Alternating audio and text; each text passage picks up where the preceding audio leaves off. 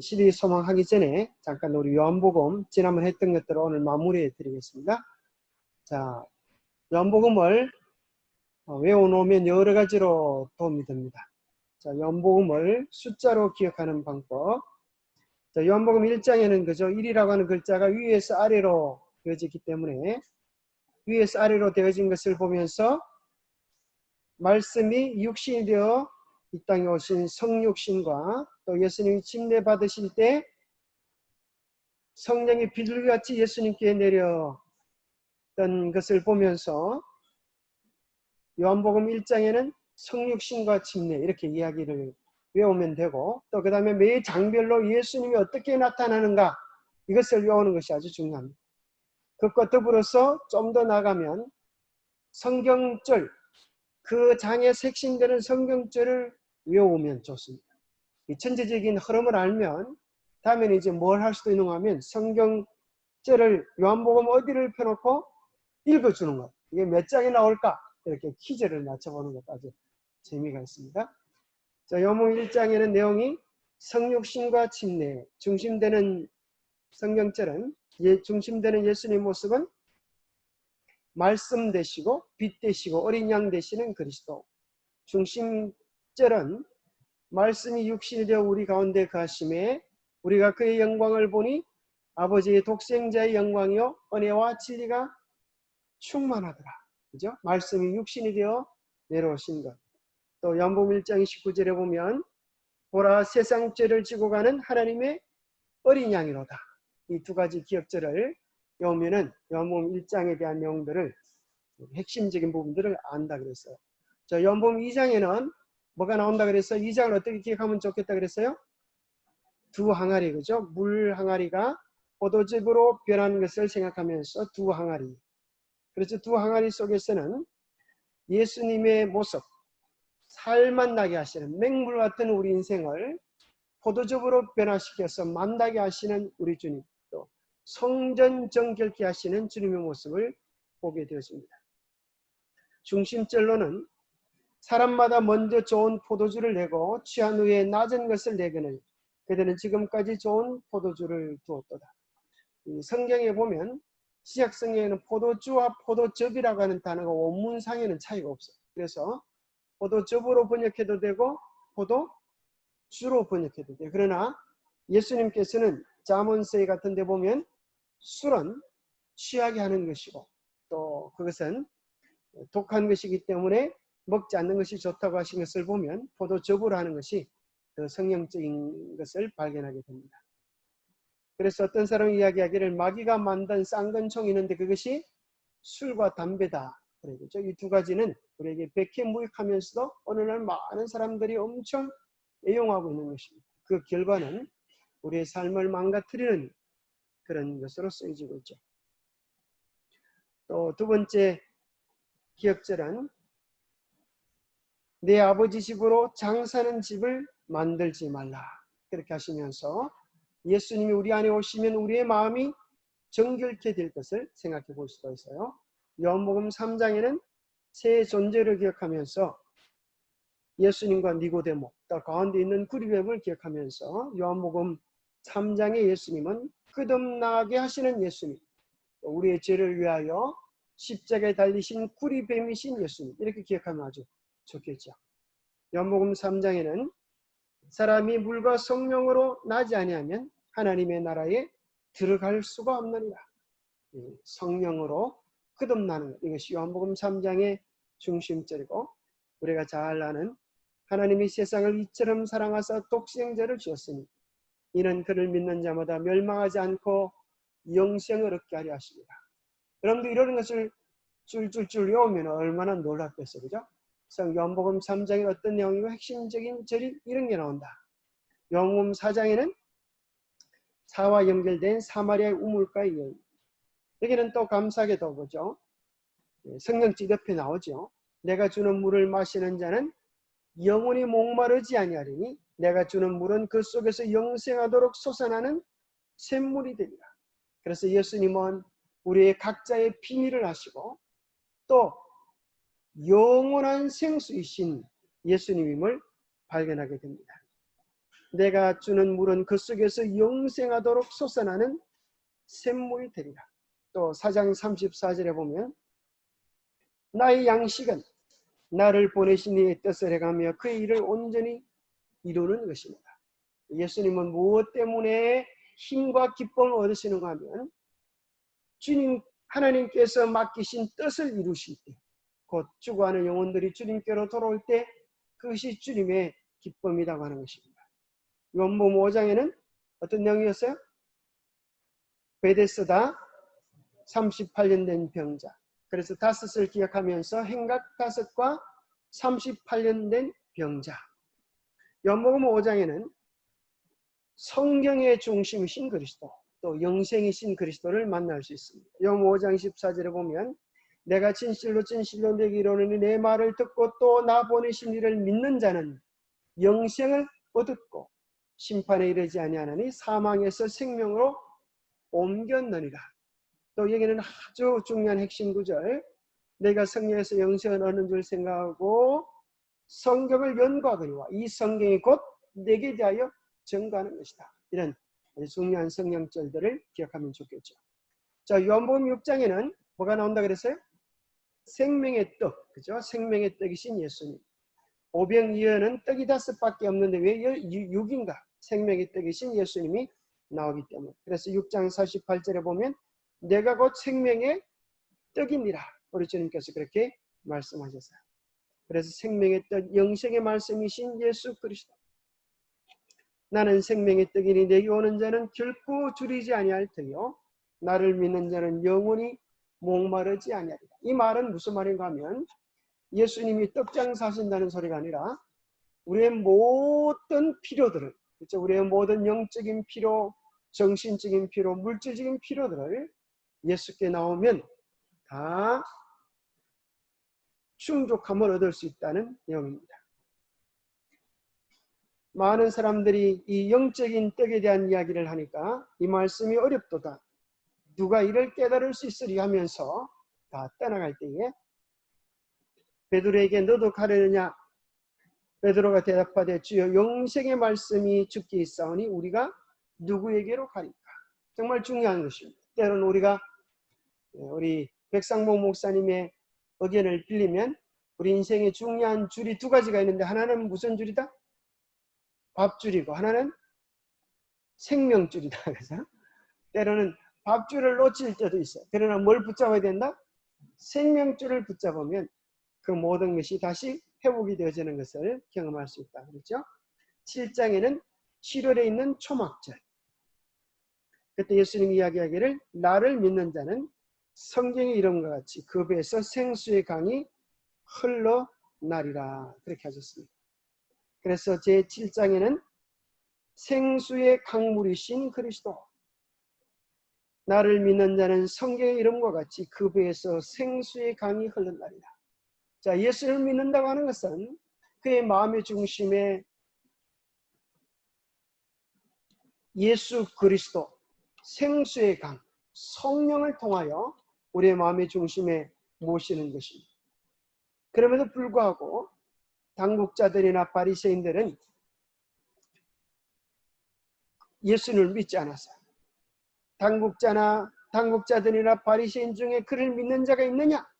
오늘날에도 많은 사람들이 성경을 믿지만 정말 진짜 예수 그리스도의 뜻을 외면하고 사는 것을 우리가 보면서 이 말씀을 기억할 수가 있겠죠.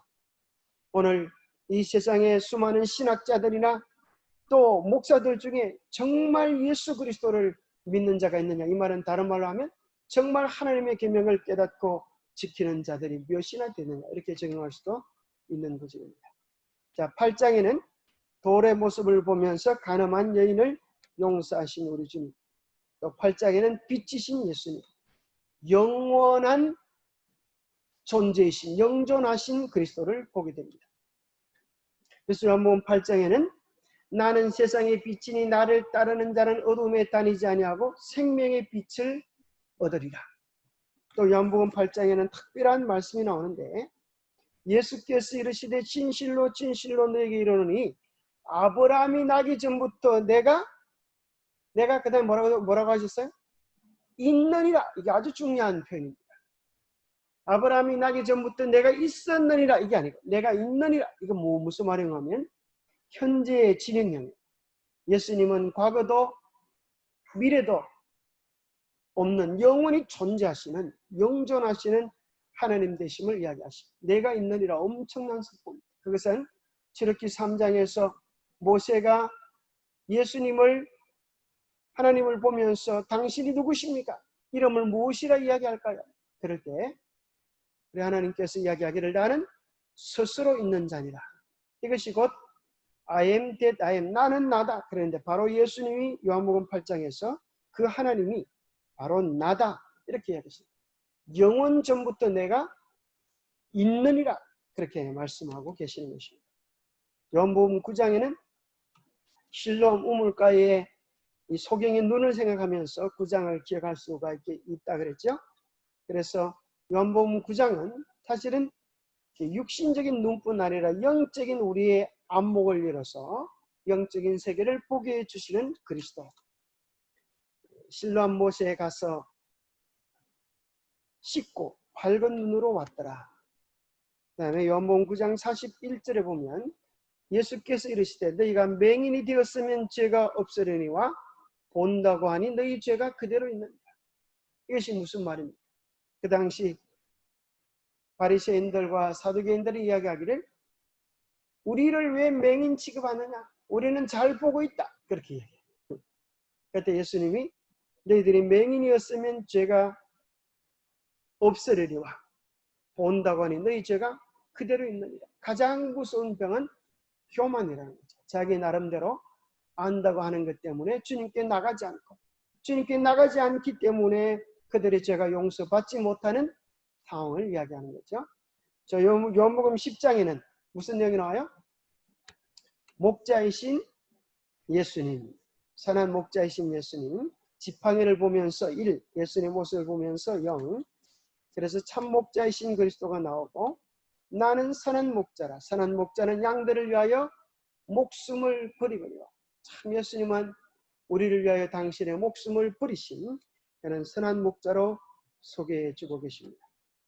그 다음에 나와 아버지는 하나이니라. 아주 엄청난 선포죠.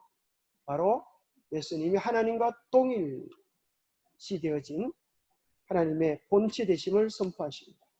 요한복음 11장은 나사렛의 모습, 예수님의 모습 생각하면서 11장 부활과 생명이신 그리스도.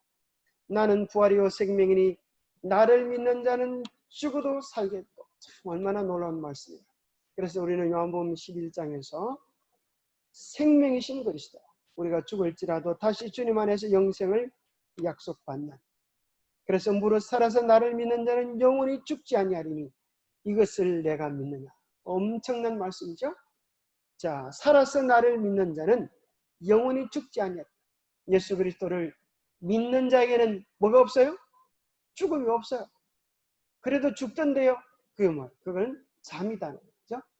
잠은 반드시 깨어날 때가 있는 것처럼 우리 주님이 오시는 그날의 영광의 몸으로 일어날 것을 약속받았습니다. 그래 여러분들은 그 영원한 생명을 누리면서 살면 좋겠습니다. 저 요한복음 12장에는 어떤 그림이 연상이 되나요? 옥합을 깨트리는 마리아의 모습을 보면서, 그래서 예수님의 모습 1, 마리아의 머리 숙인 모습이 2, 그래서 12장에는 옥합을 깨트린 마리아. 여기서는 뭐 어떤 예수님을 만나게 되는가 하면 오히려 마리아가 옥합을 깨트린 것 같지만 그 깨트리진 옥합은 사실은 예수 그리스도를 뜻합니다. 그래서 우리의 구원을 위하여 자기를 완전히 깨트리시고 온 세상을 그리스도의 향기로 넘쳐나게 하신 그 예수 그리스도는 요한복음 12장 15절에 보니까 시온에 따라 두려워 말라 보라 너희 왕이 나귀 새끼를 타고 오신다 함과 같더라. 아주 어린 나귀를 타고 그렇게 오셨어요. 왜 예수님께서 말을 타고 오지 않으시고 어린 나귀를 타고 오셨습니다. 그것은 평화의 왕으로, 그죠? 평화의 왕으로 오십니다. 얼마나 겸비하신 모습입니다. 그리고 예수님이 정말 우리를 위하여 깨뜨리신 옥합이라고 하는 것을 보증하는 성경절이 요한복음 12장 24절에 보면 내가 진실로 진실로 너에게 이르노니 하늘의 밀이 땅에 떨어져 죽지 아니하면 하늘 그대로 있고 죽으면 많은 열매를 맺는다. 예수님 우리를 위하여 떨어져서 죽으신 하늘의 밀알이셨어요. 그리고 예수 그리스도의 사랑을 경험한 자는 누구든지 어떤 경험을 하게 돼요? 예수 그리스도처럼 자아가 죽고 새로운 사명을 위하여 사는 그런 하늘의 밀알이 되어지는 경험을 하게 되어집니다. 13장에는 13명의 모습을 보면서 성만찬의 모습을 떠올리게 됩니다. 그래서 우리는 13장에는 섬김의 그리스도, 내가 좋아 또는 선생이 되어 너희 발을 씻었으니 너희도 서로 발을 씻어주는 것이 옳으니라. 새 계명을 너희에게 주노니 서로 사랑하라. 내가 너희를 사랑한 것 같이 너희도 서로 사랑하라. 섬김의 그리스도, 사랑의 보내신 예수 그리스도를 발견할 수 있습니다. 자, 14장에는 재림의 약속, 1과 4 사이에 동그라미를 2개 넣으면서 천사를 그늘이시고 오시는 예수님, 재림의 약속. 성령절은 가서 너희를 위하여 소설을 예비하면 내가 다시 와서 너희를 내게로 영접하여 나 있는 곳에 너희도 있게 하리라. 나의 계명을 지키는 자라야 나를 사랑하는 자니 나를 사랑하는 자는 내 아버지께 사랑을 받을 것이요 나도 그를 사랑하여 그에게 나를 나타내리라. 자, 예수님이 재림에 대한 약속을 하시면서 뭐에 대한 신신당부를 하시는가 하면 하나님의 계명을 지켜야 될 것을 당부하고 있어요. 15절에는 너희가 나를 사랑하면 나의 계명을 지키라. 그런 말씀을 하세요. 왜 그런가 하면 자, 예수님이 재림하실 때 누구를 데리러 오시는 거예요? 하나님의 백성들을 데리러 오시는 거예요. 그냥 하나님의 백성들의 특징이 뭐가 되어져야 되는가 하면 하나님의 계명을 지키는 것으로 그들의 신앙을 고백해야 되기 때문에 그래서 마귀는 하나님의 계명을 지키지 못하도록 그 중요한 계명을 변경시켜서 예수님의 재림을 무의미하게 만드는 일에 전력을 기울이고 있습니다. 자, 15장에는 생명의 참 포도나무이신 예수 그리스도. 자, 나무를 보면서 1, 포도송이를 보면서 5. 그래서 참 포도나무이신 예수 그리스도. 나는 포도나무여 너희는 가지라. 그가 내 안에 내가 그 안에 거하면 사람이 열매를 많이 맺나니 나를 떠나서는 너희가 아무것도 할 수 없습니다. 너무너무 중요한 말씀이죠. 자, 우리가 주님과 연결되어 있으면 열매를 많이 맺게 되어지고 열매를 많이 맺으면 하나님 아버지께서 영광을 받으실 것이고 우리는 그분의 참 제자로서의 확정을 얻게 된다. 그렇죠? 그래서 우리가 맺어야 되는 열매는 두 가지가 있다 그랬어요. 그죠? 성품의 열매. 주님을 닮는 성품의 열매, 성령의 열매, 사랑의 열매라고 말할 수도 있고 또 하나는 영혼의 열매다 그랬어요. 자, 요한복음 16장에는 뭐가 생각이 납니까? 자, 16장이 좀 어렵죠? 뭐가 생각이 나요? 옳지. 성령의 6가지 사역. 그죠? 3가지 책망과 3가지 알림. 그래서 16장에는 죄에 대하여, 의에 대하여, 심판에 대하여 책망하시는 3가지 책망과 더불어서 그러나 진리의 성령이 오시면 그가 너희를 모든 진리 가운데로 인도하시리니 그가 스스로 말하지 아니하고 오직 들은 것을 말하며 여기 보면 모든 진리로 인도하시고 장래일을 알려주시고 그 다음 절에 보면 예수 그리스도를 알려주신다. 3가지 책망과 3가지 알림, 성령의 6가지 중요한 사역에 대하여 이야기해주고 계십니다. 자, 17장에는 예수님의 기도하시는 모습을 보면서 하나 되게 하소서 기도하시는 예수 그리스도의 모습을 연상하면 좋겠죠. 17장에는 하나 되기를 간구하시는 그리스도. 자, 그런데 아무렇게나 하나 되면 되는 것이 아니라 그들을 진리로 거룩하게 하옵소서. 진리 안에서의 연합이 하나님께서 원하시는 것입니다.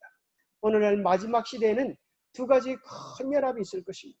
이 세상의 권력을 중심으로 해서 수많은 사람들이 연합될 것입니다. 그러나 그것은 멸망의 연합입니다. 이제 날씨가 더워지면서 파리 모기들이 이제 나타나죠. 제가 어릴 때 아주 유명했던 파리약은 이 밥 때가리에 밥에 뭐 이렇게 파리약을 버물러 갖고 놓는 거예요. 그죠? 그러면 파리들이 어떻게 됩니까? 와, 저기 밥을 먹으라고 놔뒀네 해가지고 막 파리들이 와서 뭐예요? 먹다가 다 잡수지도 못하시고 돌아가셔. 그러면 참 파리가 어리석은 게, 아이고 우리 형님이 저거 먹다 돌아가셨네, 우리는 먹으면 안 되겠구나, 이렇게 깨달아야 될 텐데, 그 죽어 있는 걸 보면서도 아이고 저놈들이 저거 참 처먹으려고 그러네, 우리도 가서 먹자.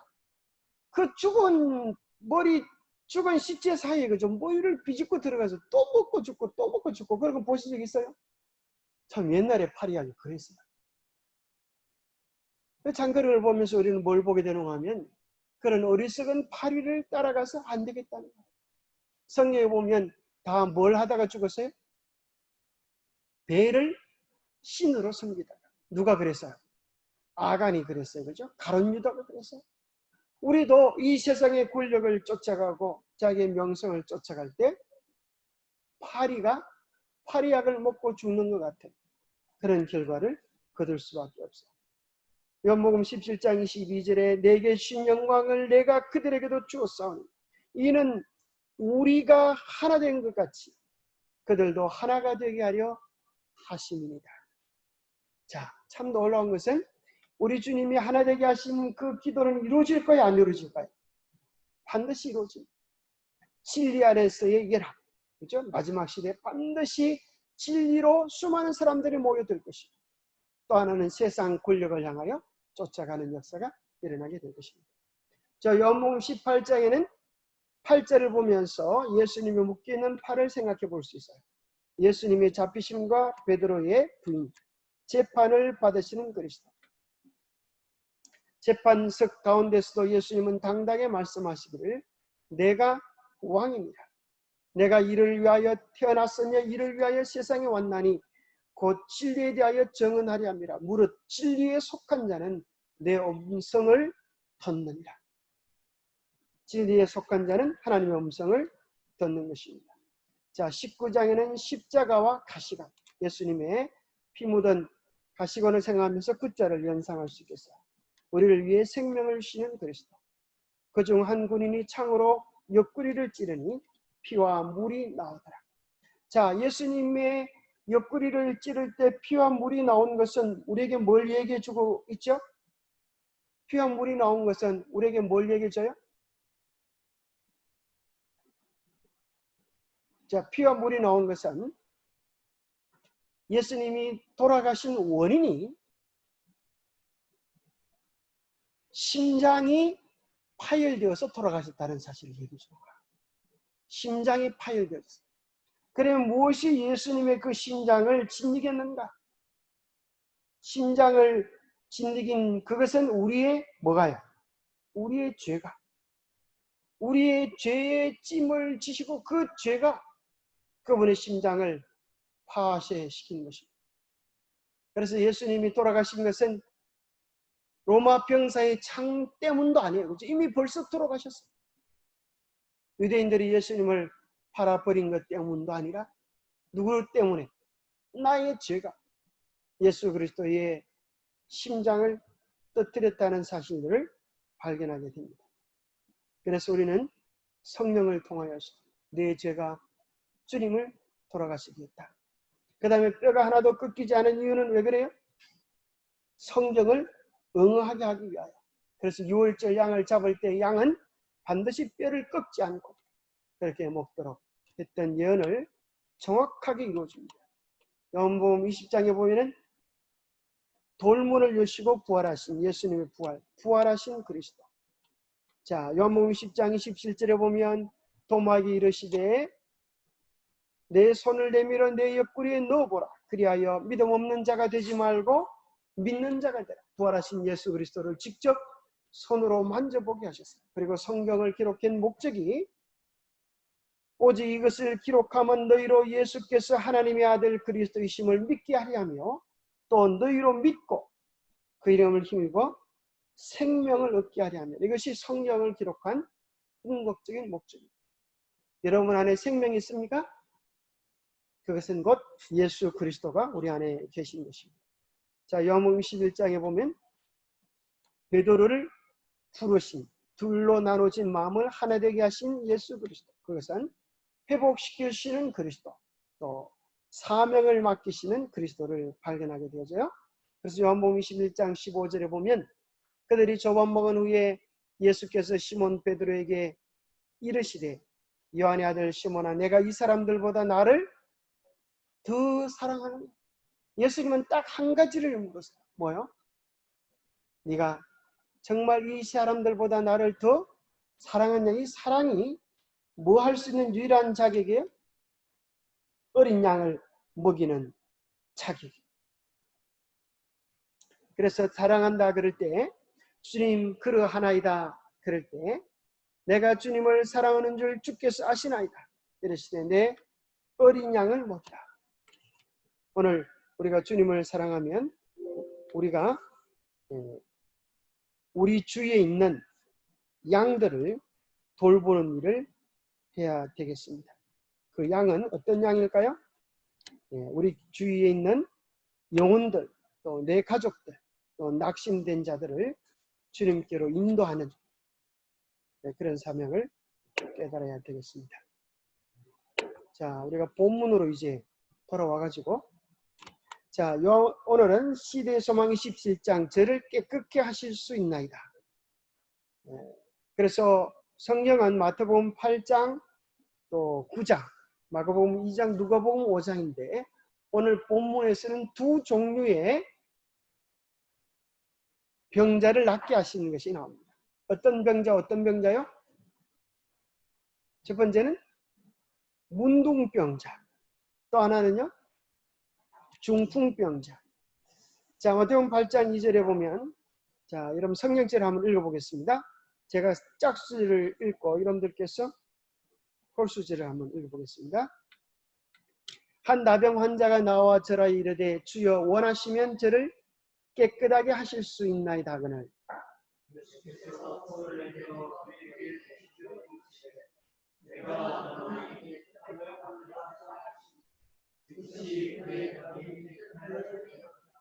예수께서 이르시되 삼가 아무에게도 이르지 말고 다만 가서 제사장에게 내 몸을 보이고 모세가 명한 예물을 드려 그들에게 입증하라 하십니다.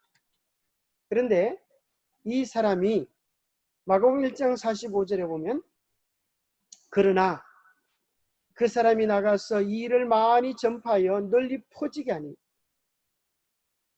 그러므로 예수께서는 다시는 드러나게 동네에 들어가지 못하시고 오직 바깥 한적한 곳에 계셨으나 사방에서 사람들이 그에게 나오더라.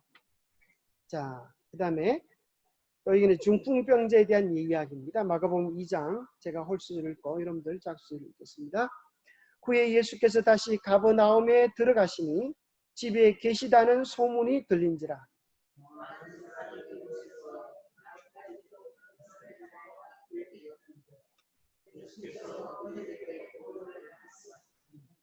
사람들이 한 중풍병자를 네 사람에게 메워가지고 예수께로 올세.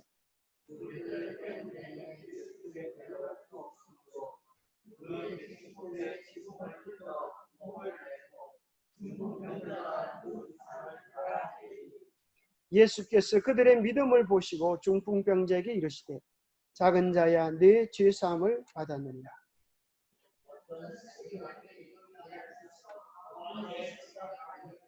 이 사람이 어찌 이렇게 말하는가? 신성 모독이로다. 오직 하나님 한 분 외에는 누가 능히 죄를 사하겠느냐.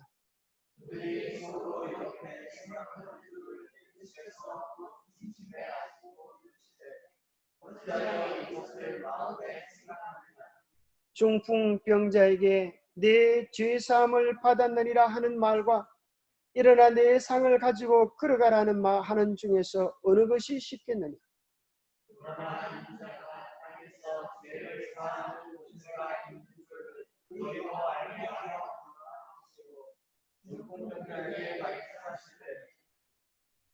내가 내게 이르노니 일어난 내 상을 가지고 집으로 가라 하시니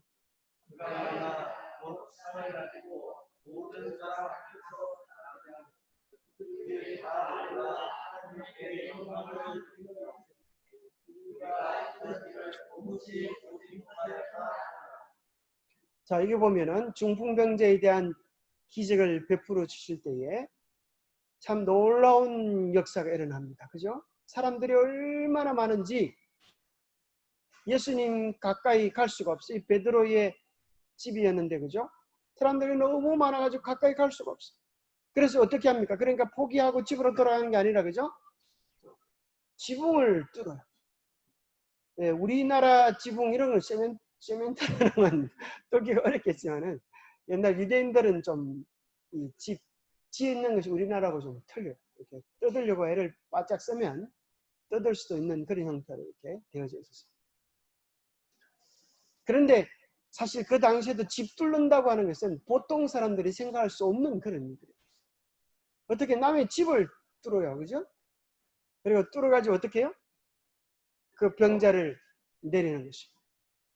근데 예수님이 그 병자에게 뭐라고 말씀하세요? 내 죄사함을 받았느니라. 그럴 때 사두개인들이 뭐라 그래요? 자, 사두개인들이 말을 했어요, 안 했어요? 말을 했어요, 안 했어요? 뭐라고 말을 했어요? 여기 보면 서기관들이네요. 거기 앉아서 마음에 생각하기를, 사실 말을 안 했어요. 그래서 말을 안 하고 속으로 생각, 속으로. 속으로 뭐라고 생각하는가 하면 마음에 생각하는 것을 예수님이 아셨어요. 신성 모독이로다. 오직 하나님 한 분 외에는 누가 능히 죄를 사하겠느냐. 자, 이 말은 맞아요, 틀려요? 맞는 말이에요, 틀린 말이에요? 자, 아리까리하죠? 자, 맞는다. 손 들어서 맞는다. 뭐가 맞아요? 예, 하나님 한 분만이 죄를 사할 수 있는 권세가 있다. 이건 맞는 말이죠. 또 그렇게 사람이 그렇게 하는 것은 신성 모독이라. 자, 근데 또 틀린 말이에요. 자, 뭐가 틀렸어요? 뭐가 틀렸어요? 그들이 이 사람이 어찌 이렇게 말하는가? 신성 모독이라도 하지만 신성 모독이 아니에요. 왜 그랬죠? 예수님이 하나님 되심을 선포하시는 거예요, 이 말이. 자, 오늘날 사람이 내가 네 죄를 사겠다 그렇게 말하는 것은 뭐 하는 거예요? 실제로 신성 모독하는 거예요. 그렇습니까? 하나님만이 하실 수 있는 그것을 사람이 되어가지고 그렇게 말하는 것은 신성 모독이에요. 그렇습니까? 네, 신성 모독. 우리는 사람의 죄를 살 수 있는 권세가 없어요. 그런데 누가 이런 소리를 하죠? 신부님들이 그런 소리를 하죠. 그죠? 고해 성사를 통하여서 사람의 죄를 사할 수 있다라고 이야기해요. 그들이 속으로 이렇게 생각하는 줄을 예수께서 곧 중심에 하시고 너희가 어찌하여 이것을 마음에 생각하느냐. 자, 여기서 놀라운 걸 보게 돼요. 이 소리를 들을 때 그들이 놀랐을까 안 놀랐을까? 왜 놀랐을까요?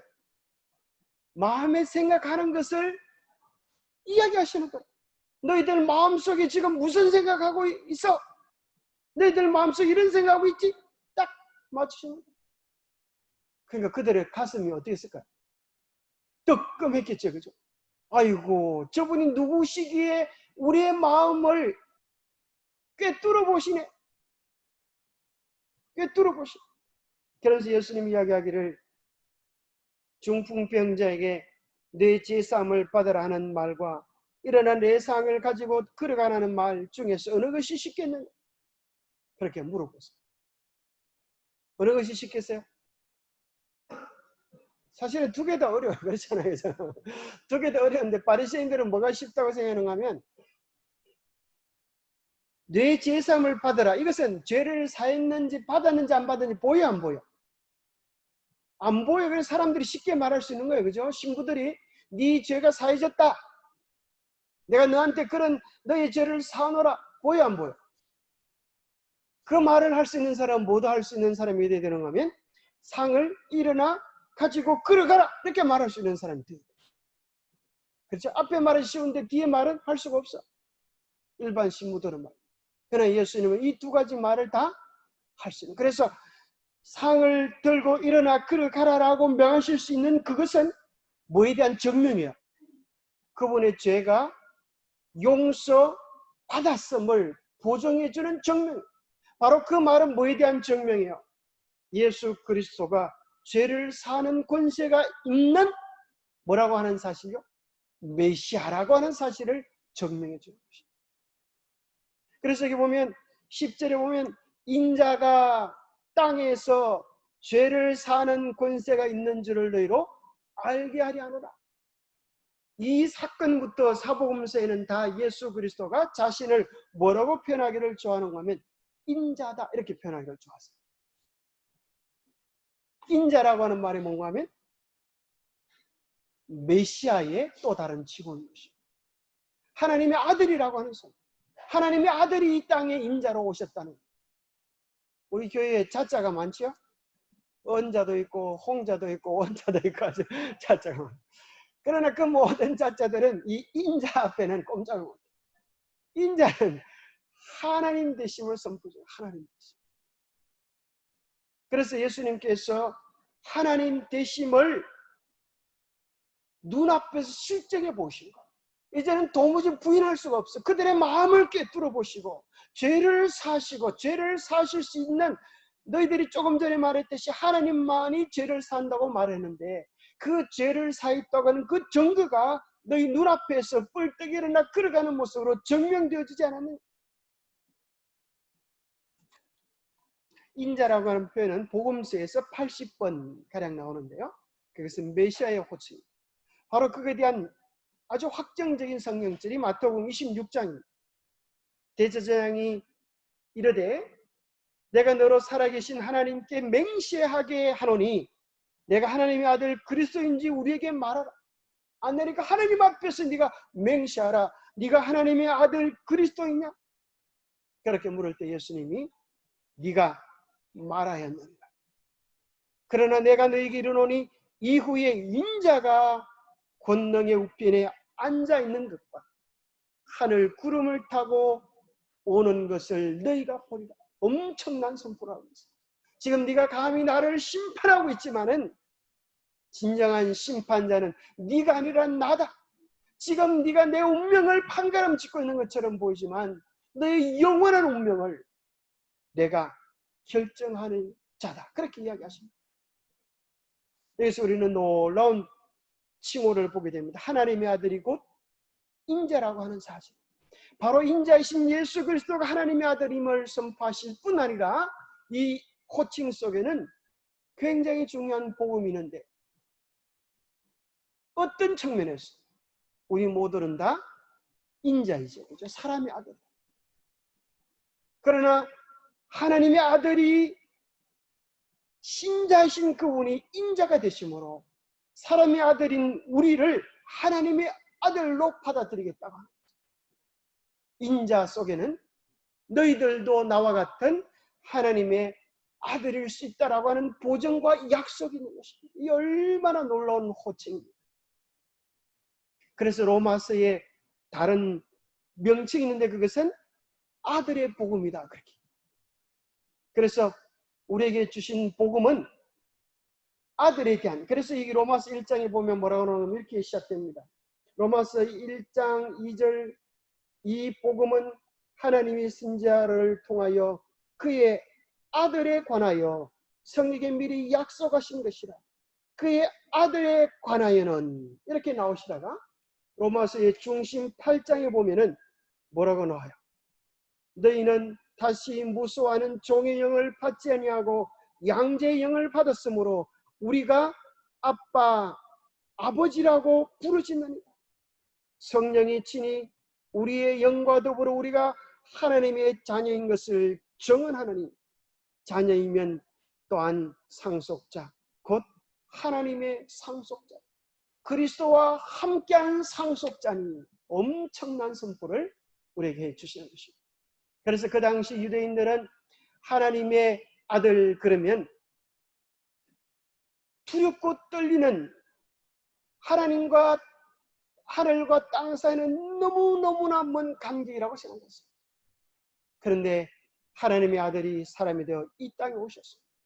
우리와 함께 사시고 우리와 함께 먹고 우리와 함께 눈물을 흘리시면서 오늘 우리도 하나님의 자녀가 되어지는 말할 수 없는 특권으로 초대하고 계신 것입니다. 자, 이 질문, 본문에 대한 질문들을 한번 해보면, 자, 이 세상에서 가장 그 당시 가장 무서운 절망적 질병은 무엇이었어요? 문둥병. 자, 오늘날 가장 무서운 질병은 무슨 질병입니까? 코로나. 자, 이 코로나하고 문둥병이 참 비슷한 것 같아요. 그죠? 왜 비슷합니까? 전염성이 대단하고. 걸리면 그때부터는 더 이상 사람 취급 안 하고 코로나 취급해. 그때부터는 완전히 나병 환자 취급해서 격리시켜버려요. 기가 찬 거죠. 그러나 어떤 측면에서 문둥병이 더 무서워요. 어떤 측면에서 무서워요? 문둥병이 걸리면 녹아내려요. 백두산이 녹아내려. 백두산이 뭐예요? 코가 녹아내려. 기가 찰 노르지. 코가 녹아내려서 구멍이 뻥 뚫린다고. 머리를 긁으면 손가락이 뚝 떨어져. 세상에 눈썹이 빠져버려요. 얼굴에서 침물이 나. 온몸이 피투성이가 되고 감각이 없어지는 거야. 날로 불을 춥다고 쬐는데 손이 불에 붙어서 손가락이 타도 고통이 없어요. 얼마나 무서운 병이에요. 그래서 오늘 본문을 통하여 그때나 지금이나 가장 무서운 질병이 있는데 그 질병이 무슨 병이라고요? 죄의 병이다. 이걸 이제 얘기해요. 문둥병은 뭐에 대한 상징일 뿐이다. 죄의 병에 대한 상징이다. 죄의 병을 걸렸을 때는 처음에는 다른 사람 몰라 나만 알아. 어느 날 눈썹이 빠지기 시작하고 얼굴이 하얘지기 시작하고 이렇게 변하고 그러나 막 꾸미는 거지. 그러나 나중에는 결국 나도 알고 남도 다 아는 것이 죄의 모습입니다. 그래서 그것은 이 땅이나 이 시대나 그때나 영원히 멸망에 빠질 수밖에 없는 가장 무서운 사망의 병인데 사실은 문둥병보다 더 무서운 질병이 오늘 교과 제일 마지막에 보면 나오는데 무슨 병이라고요? 죄의 병이다. 그 죄의 병을 뭐라고 표현하는가 하면 교만과 이기심, 편견 그 병이다. 왜요? 여기 이 문둥병은 예수님께 나와서 용서를 취함을 입었지만 자기들이 잘났다고 하는 그 당시 지도자들의 오만과 편견은 주님께로 나오게 하지도 못하고 그 죄 가운데서 죽게 있기 때문에 그런 것입니다. 오늘 그 죄가 우리 속에는 없습니까? 그죠? 이게 문제.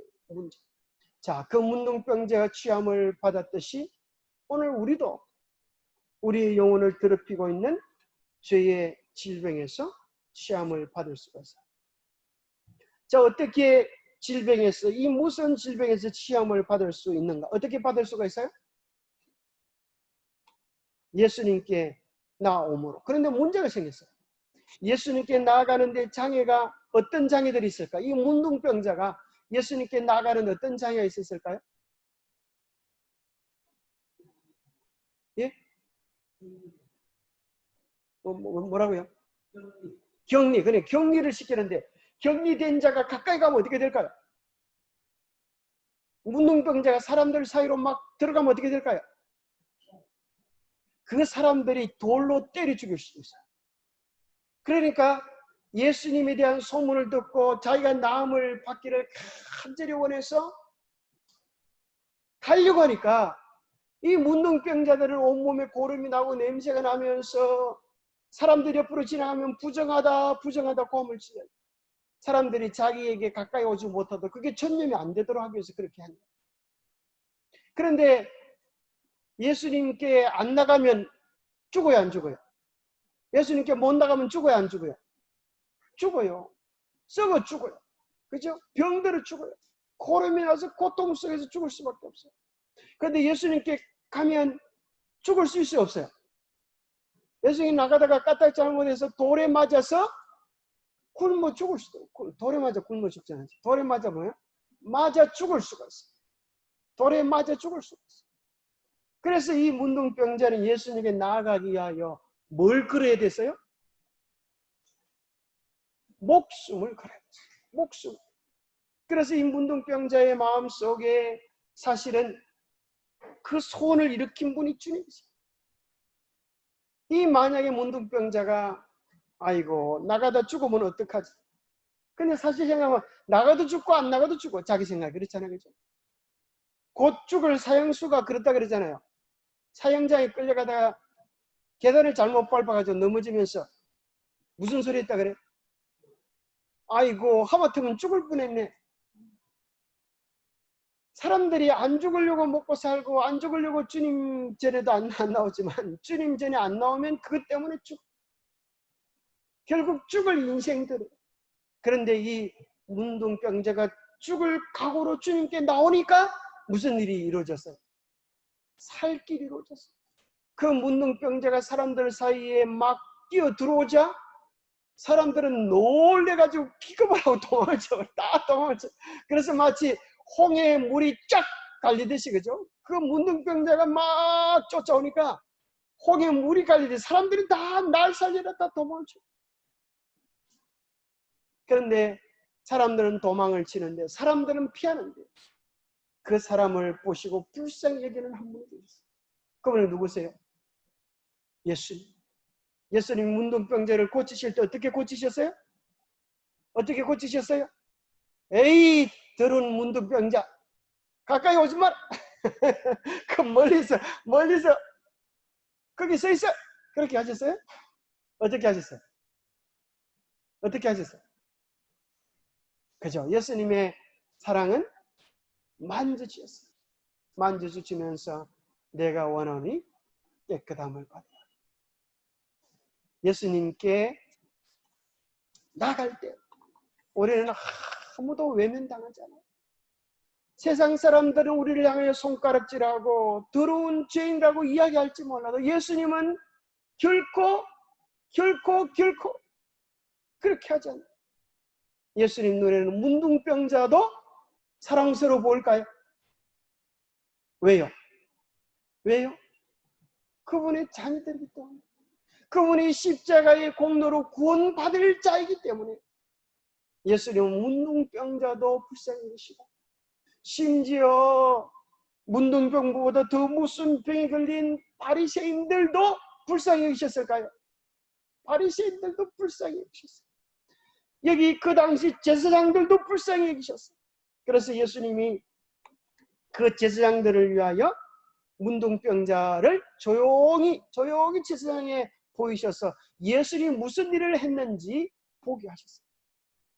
그런데 제사장 보고 이 문둥병자 보고 예수님께서 그게 보고 그랬어요.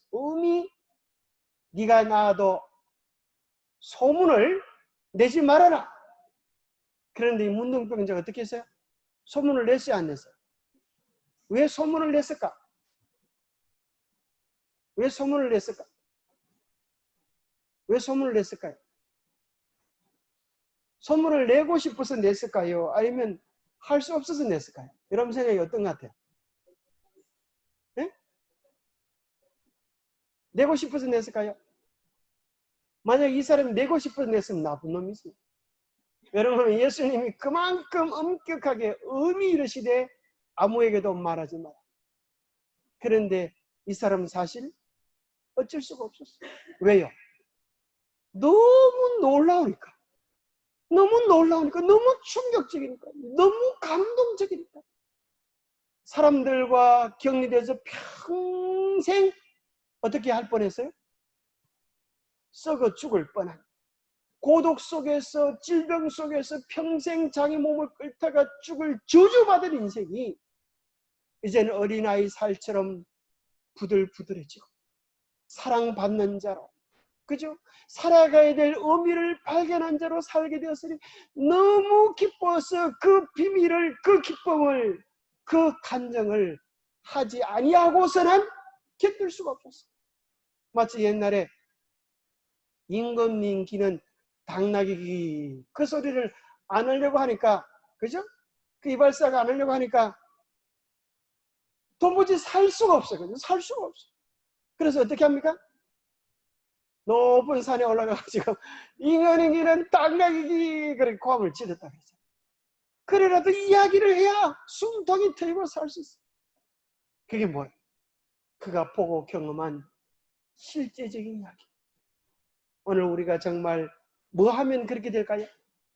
예수 그리스도를 개인의 삶 속에서 정말 만나고 경험하고 구원의 은혜를 우리의 삶에서 경험하면 말하지 아니할 수 없는, 그죠? 말하지 아니할 수 없는, 심지어 성령 받은 제자들이 나갈 때에 너희들 또 예수를 전가하면 감옥에 집어넣거나 목을 베겠다. 응? 그래도 그들은 뭐라 그래요? 하나님 앞에서 너희 말 듣는 것이 옳은가? 하나님 말 듣는 것이 옳은가? 너희들도 생각해봐라. 머리가 있으면 생각해봐라. 나는 보고 들은 것을 말하지 아니할 수 없다. 그래서 12 제자가 사도 요한만 빼고 다 그 말씀을 선포하다가 그것으로 인하여 다 순교를 당하지 않았습니다. 중풍병자는 누구의 도움을 통하여 예수께 나갈 수 있었어요? 친구들. 참 친구 잘 두는 것도 복입니까? 친구 잘 두는 게 큰 복입니다. 어떤 사람은 아버지를 잘 둬가지고 하나님 아는 사람도 있을까요? 어떤 사람은 어머니를 잘 둬가지고 어머님 때문에 하나님을 아는 사람도 있을까요? 그죠? 어머니의 신앙이 사실은 자녀들에게 미치는 영향이 아버지 신앙보다 훨씬 더 크다. 아버지는 주로 어디 사람이라 그래? 어느 나라 사람? 바깥 나라 사람. 바깥 양반이에요. 바깥 일들을 하러 이렇게 주로 다녔어요. 그래서 안 사람, 집안의 왕국을 다스리는 분은 사실은 가정의 여왕이신 어머니가 하시는 일이죠. 그래서 어머니의 한 사람이 바로 설 때 뭐가 바로 설 수 있을까요? 교회가 바로 서고 가정이 바로 서고 그런 일들이 벌어져요. 그래서 여성의 영향력은 가면 갈수록 더 세지고 이 세상이 그렇게 있어요. 그죠? 남자의 영향력은 나이가 들면 들수록 줄어들어요. 그 남자들이 젊었을 때 힘세다고 까불다가 나중에 노인 돼서 막 그 부인한테 관심 받는 사람들이 한둘 아니에요. 있을 때 잘하세요. 힘들 때. 여자의 힘들은 가면 갈수록 강해지고 남자의 힘은 가면 갈수록 더 약해지고 참 원리를 그렇게 하나님께서 어째 만들어 놓을지 모르겠어요. 자, 중풍병자는 친구가 몇 명 있었을까요? 적어도 4명은 있었을 것 같아요. 귀퉁이에 붙잡는 4명의 친구. 여러분에게는 여러분을 도와줄 수 있는 좋은 친구가 있습니까? 중풍병자에 가장 필요한 것은 무엇이었나요? 중풍병이 낫는 것보다 더 중요한 일은 많은 일이에요. 그의 죄가 용서받는.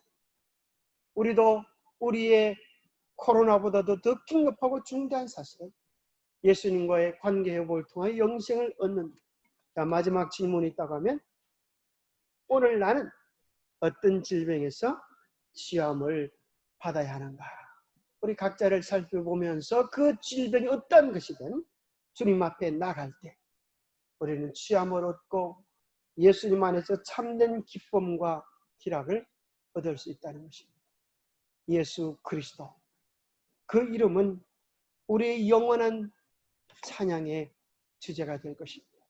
예수 그리스도를 정말 만나면, 예수 그리스도를 우리의 삶에서 정말 경험하면 우리의 모든 소원, 그 주제가 예수님이 되게 될 것입니다. 잠깐 기도하겠습니다. 하나님 아버지, 우리가 보는 모든 성경 속에서, 우리가 보는 모든 사건들 속에서 우리로 하여금 예수 그리스도를 보게 하시고 예수 그리스도를 만나게 하여 주시옵소서. 그래 우리의 삶의 목표가 우리 주님을 닮는 것이 되게 하시고 우리의 평생의 사명이 예수 그리스도를 이 땅에 소개하는 것이 되게 도와주시옵소서. 오늘 우리가 개인적으로 주님과 만나게 하지 못할 어떤 장애가 있다 할지라도 그 장애 때문에 우리의 소원을 포기하지 않게 하시고 주님께 나가서 우리의 온 몸과 혼과 영이 시험을 얻고 아름다운 구원의 노래, 구속의 노래를 우리의 삶으로 우리의 입술로 부를 수 있도록 도와주시옵소서. 오늘 하나님 오늘 우리에게 여러 가지 문제들이 있습니다. 여러 가지 아픔이 있습니다. 그러나 언제나 가장 좋은 것으로 응답해 주시는 주님께 우리 모두가 나갈 수 있도록 도와주시고 그 응답을 받는 우리 모두가 되도록 축복해 주시옵기를 우리 주 예수 그리스도 이름 모자하여 간절히 간구하옵나이다.